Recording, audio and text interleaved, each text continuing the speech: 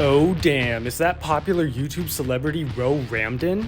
Oh damn, is that popular YouTube celebrity Noah Samsen? Oh damn, is that moderately known YouTube poster Kuncan Dastner who knows deep down that he is popular but whose imposter syndrome and self-doubt prevent him from crediting himself? Yeah, no, this intro sucks. Today we're talking about vulnerability. Part 1, Everyday Exposure. When I was growing up, I received the lesson from my parents that I think a lot of people got, which was don't talk to strangers online and never share any of your personal information.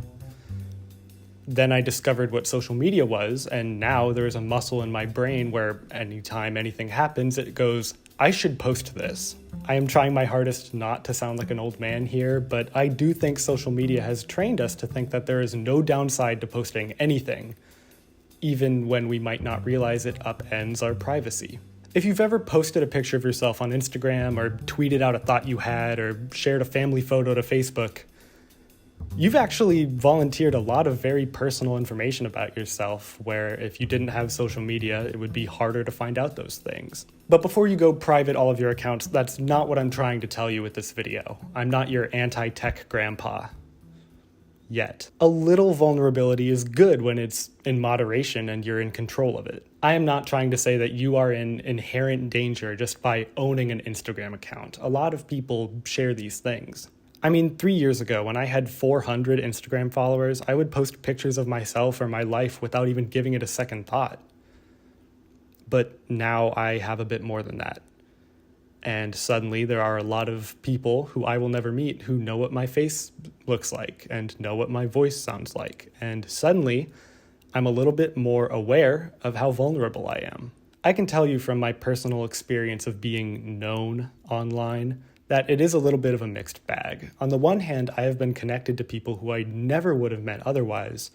But on the other, I can never go back to being unknown. So when you post pictures of yourself, your life, your pets, your room, your friends and family, just be a little conscious of just how much you are offering. And if it is your dream to become a content creator, get ready to pay the ultimate price. Part 2, YouTube's cost of being perceived. When my videos started gaining traction on here and I officially became a YouTuber, suddenly I had my entire digital footprint being examined under the context of me being a public figure instead of just like some normal ass white boy. I can no longer post a picture of me and my friends or my life thinking that only the 400 people I know will see it. Now whoever I post is directly associated with me and my presence on a different website. And that's interesting. I do commentary on here, which is by definition pretty reliant on me sharing my personal opinions, and I feel lucky to have so many people who want to watch that, but at the same time, I run the risk of someone disagreeing with me and going so far as to lash out to me or the people associated with me, and I don't know, it's pretty fucked up. And you hear that and go, oh, well, okay, just like don't share that much about yourself, just keep that wall between you and your audience. And that sounds good, but I don't know, I grew up watching YouTube and I connected with the creators who put themselves in their videos. I felt like I could connect more with the creators I watched when they put more of themselves out there for me to connect with. And I don't know, I grew up kind of thinking that vulnerability was how you connect with people, which it is, but it's different online. The more they felt like people, the more I could relate to them and feel like I could participate with their work. And to be fair, vulnerability on YouTube is not required. There are some creators who never show their face or even give out their name, and they're still very successful. But in fields where discussion and connectivity is a crucial part of the equation, it feels like just being yourself, including being vulnerable, is like the ticket to connecting with people. But I don't know. Maybe that's just me and my weird brain. But growing up with that, I do put a lot of myself into these videos. Sometimes I tell personal stories or anecdotes to help embellish a point, and that just lives on the internet forever. Like, that part of me is no longer a private experience and is now shared with a community. I'm not trying to kiss my own ass here, but I do think that is what helps me feel authentic. But at the same time, it's also publicizing a lot of my personal inner private thoughts for I don't know, any of you. I don't know who you are. YouTube is owned by Google, which technically makes me an employee of theirs, and sometimes ads will run in front of a video where I am telling a very personal and private story. So then Google ends up paying me for being vulnerable online. And I don't know, that feels a little weird. Don't stop. I need the money. Don't stop. But it's still a little weird. It's a double-edged sword, but with more moving parts. Do I share my thoughts or keep them private? Am I okay with being paid for sharing my opinions? Is this just what content creation requires? Does every YouTuber deal with this, or am I specifically freaking out over nothing? Burdened with this question, a few weeks ago, I decided to do something that I normally wouldn't do and to reach out to people. I reached out to a local YouTuber, Ro, to see if she wanted to discuss it, and when we learned that Noah would be in town, we invited him as well so we could all meet and discuss this. Little did they know that I was preparing to grill them about the invisible contract they signed when they decided to be public figures online. I'm not really fun at parties, am I? Part 3, it's Noah and Ro time, baby. After inviting these two established creators into my messy, echoey, unfurnished apartment, I'm sorry about the audio by the way, I made sure to prepare a line of questions in order to hear their opinions on this dilemma that I was facing. And by the way, Noah and Ro are so nice and fun to be around, so please support them. Their links are in my description. 1, 2, 3. Hey everyone, thanks for joining me. But after I got their autographs, it was time to finally ask them about vulnerability and how they dealt with that online. Yeah, I wanted to talk to you guys about vulnerability because we are very online all the time. So I would love to hear your guys' thoughts on why you do that. Why we be vulnerable? Yeah. That's a really hard question, actually. I guess it is kind of a hard one to start out with, huh? The way that I justify it to myself is the videos I make often criticize people or things in a very personal way, and I think it's appropriate for me to leverage some of my own personal privacy, because if I'm going to be coming for them, coming for their ideologies and thoughts, I think that I should be transparent about my feelings and my thoughts, because I think that there's this sort of general thought with a lot of people who do critique or do debate or something like that, where it's cover up and keep my thoughts and true thoughts and feelings close to me so that it's not a sign of weakness. And I kind of try to wholesale reject that and just put everything on the table because I don't think there's anything wrong with having that out there.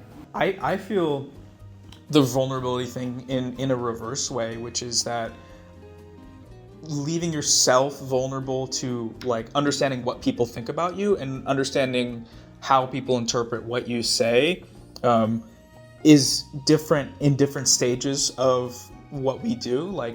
I think part of it is when you start out, you have to be so open to understanding being blindsided by criticism or being interpretive of what everyone is thinking, because you don't know what to do besides that. You rely on that feedback. The bigger you get, the more it sort of weighs on your consciousness and your content itself to be as vulnerable, because in our context is a bit of a defense mechanism, because it's people are going to be mad, people are going to be up in arms, people are not going to like what we have to say, and it's a bit easier if instead of just being dickheads and telling everybody that what we say is gospel truth, we say we are human people that are regular, that have ideas that not only can be challenged, deserve to be challenged, I remember thinking about just how insightful that was, and I do think that part is going to stick with me. To know that vulnerability comes with the job is one thing, but to understand that it's going to change and grow with your audience and presence online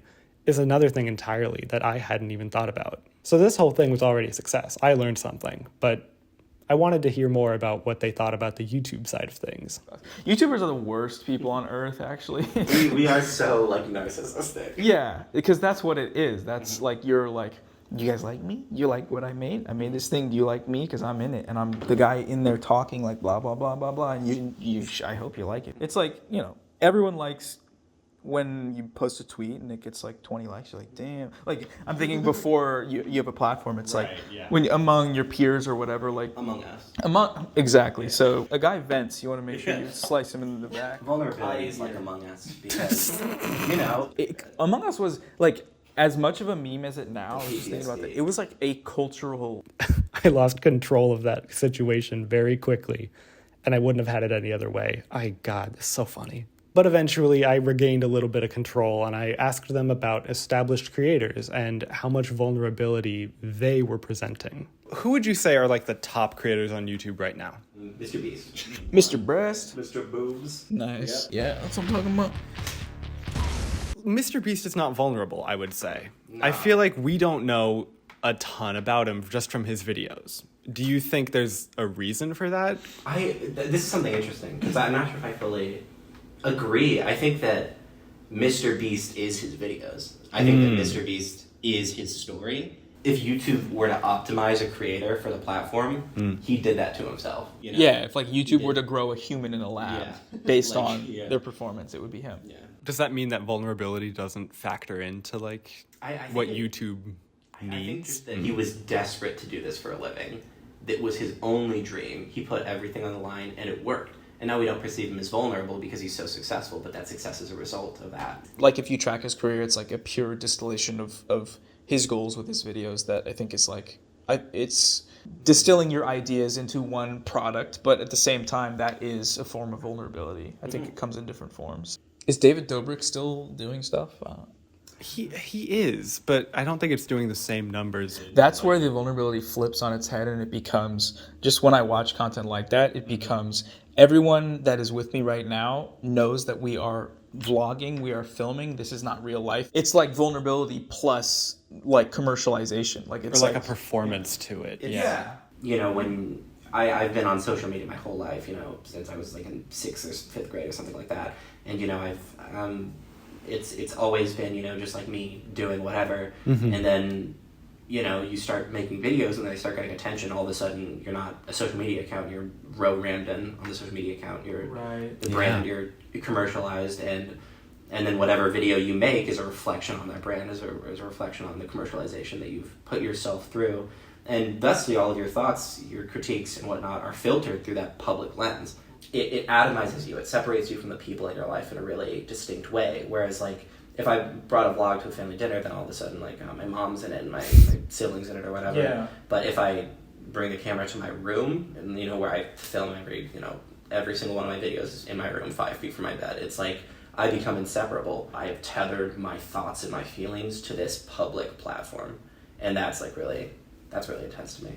Yeah, to like a created identity almost. You are tethered in it continuously. And like, I love what you said about like every thought and critique is filtered through that lens, because it's like you're forming a separate ego inside your head that's connected to your own ego intrinsically, but it is separate in that it is not you, and it like the separation that is created from just posting online, shit posting and messing around, versus now there's some sort of role that you have to be playing. Yeah, that's a really good point.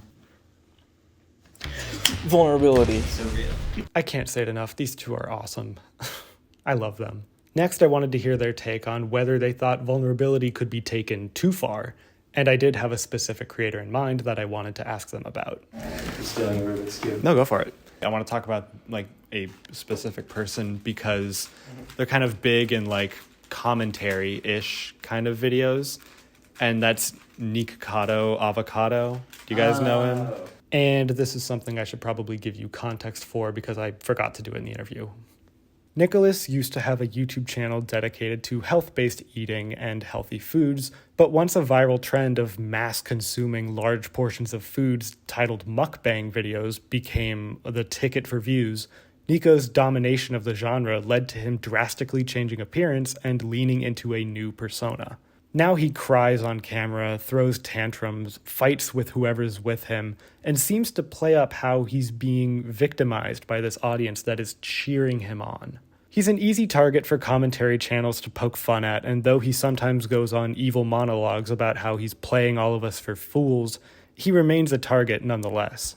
This is someone who changed how they live based on how he wanted his audience to perceive him, and that fascinates me. For views, for fame, for fun, I have no idea, but it was something that I just had to ask these two about. Oh my God! time. That's never been solved. Oh yeah, Ro just like did my Rubik's Cube like it was nothing. Like it took them 3 minutes. Completely blew me away. The character that he plays is really disconcerting. It's like really... It's destabilizing. Does that make sense? Like, to watch him break down and to watch him, like, lose control. Again, it's like, it toes the line between performance and reality, where it's, like, kind of a little bit worrisome. I guess I haven't thought about it that much, but I could see it reflected in any creator as, like, how much of that should I allow into my mind as being valid. Right. It's not like he drops the act like when the camera ends, because like he did eat the food, right? He has to like carry that off screen. I think that a big part of Nikocado Avocado's brand is the real like instability. Like he cries, like he screams. A lot of the videos on it are framed in a way that I really don't like, which it immediately starts with like a dramatic like showing of like he's like got like sauce all over his mouth and he's like slurping down like some type of tentacle thing, and the person's like just dramatically narrating like this person is slowly killing themselves, destroying their body. It's like the automatic response is a comment about the health, but it's like there's definitely some real bad shit going on here that is outside of that. We don't know if this is like a 6-year plan for him to become a multimillionaire, retire, and then just like change everything about his life. It's like a Timmy Thick situation, like a social experiment. Social experiment. He was like invented by Harvard. Man. But like either way, like he's probably gonna be fucking fine. Like I hope. If vulnerability has a breaking point, maybe Nikocado is close to it. Maybe it's not. It's not conclusive, at least for us. We can't pretend to know what his plan is, but either way, it's interesting to think about. And finally, I wanted to ask them how I thought vulnerability plays into their personal lives and whether they think they are doing it enough. And now past Duncan is going to ask them that question in a much worse way. I guess I want to know if you guys think that vulnerability is important and if you, in your work, are doing enough to be vulnerable. I think I'm doing more than enough. You're welcome. If you're making art, and art is a projection of your own thoughts and feelings and emotions and how you interact with the world, and even if you're playing a character that is 100% obfuscating all of your true thoughts, like Sam Hyde or Filthy Frank or something like that, you're still being vulnerable. It's still you somewhere in there, you know? Yeah. Yeah, I have nothing to add. That was straight bars. Yeah. Explosion transition. Talking with these two is one of the highlights of my year so far. Cool people. Okay, I'll stop gushing now. Part 4, what did we learn here? Even though we had a long and productive discussion, it turns out complex questions don't really have cut and dry answers. Who would have thunk it? But here's what we can salvage. Being an individual online of any size comes with inherent exposure. Even if you're one of those anonymous YouTubers, strangers around the world could still know you exist, whether or not they know your name. And it's true that even if you have a small Twitter account with 100 followers and it's set to private, maybe your friend shares your account with their friend and suddenly someone you don't know can see your embarrassing tweets. So we should all just probably be casually aware that whatever we post has the chance of escaping our bubble and being seen by people we don't know. And again, vulnerability is not bad. It just is something we should be mindful of because that's how we maintain control of it. As for uploading your work on YouTube and becoming known by strangers, I think vulnerability and exposure is just something people have to either accept or adapt to. If you're starting up, you can use a fake name or hide your face if you want to, but you're still being perceived to some level, and that has to be something that you are okay with. I'm sure most creators have to reckon with this concept at some point in their careers, and the fact that so many of them keep going is a good sign that this is manageable. Personally, I do think that I'm going to continue to be open online and share parts of myself in my videos, but, you know, it's something to be aware of, and maybe I don't share every single detail about my life. Maybe I take some things and keep it for me. Not everything has to be posted online, and maybe the next time I get that I should post this urge, I just need to remember that if I do post it, it's out there, it's out of my hands, and I gotta be okay with that. And of course, this video follows a pattern, and I now have to come up with an ironic punchline that undercuts the tension of the video in order to leave you on a positive note.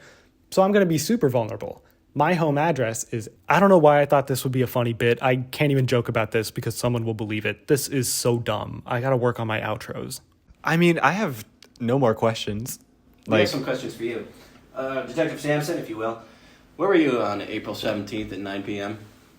Which year? Doesn't matter Are you which fucking year. kidding me? Wait, are you the good? That was a bad cop, right? Yeah. It doesn't matter which year. It just matters if you're comfortable. Do you want some coffee? I'm going to kill you. Defund the police. Defund the Kuncan Dastner. Please unsubscribe from his Patreon. The Duncan Kastner industrial complex has gone too far. Yeah. The Duncan Kastner to Kuncan Dastner pipeline needs to be discussed. Seriously. Let's get it. Salute.